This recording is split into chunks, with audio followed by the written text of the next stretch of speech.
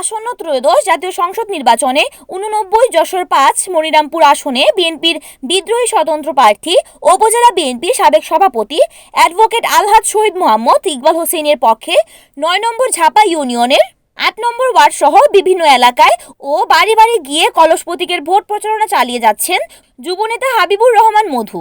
এ সময় তিনি তার বক্তব্যে বলেন, আমাদের ইকবাল ভাই এমন একটা লোক, আমাদের এই হানোয়ার কর্মকার পাড়া হিন্দু পাড়ার লোকজন গিয়েছিল পুবি গিয়েছিল, তাতে আমার কাকা আরাধন কাকা ছিল। এইবার মাছ নাই যাইয়ে মাছটা আসার সময় মাছ নাই, আমার এই কাকা গিয়ে ঢোল ভেঙে দিছিল, মারামারি করিল।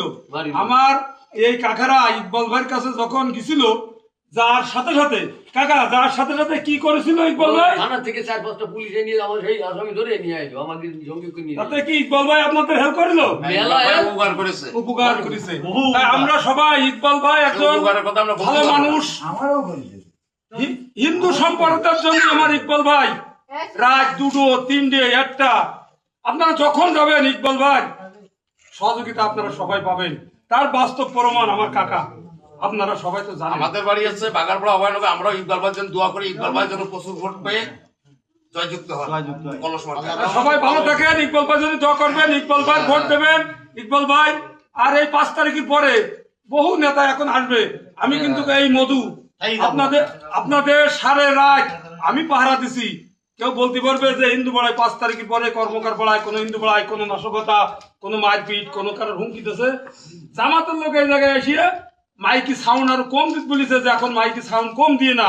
আমি বলেছি তোমরা ধর্ম অনুষ্ঠান তোমরা চালাও, মাইকি জোর দাও। আমি মধু সেই কথা বলেছি আপনাকে ওই 5 তারিখের পরে।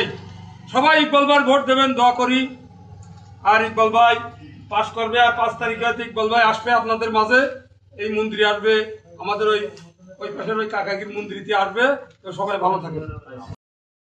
রিপোর্ট করেছেন যশোর জেলা প্রতিনিধি উত্তম চক্রবর্তী, NN টিভি।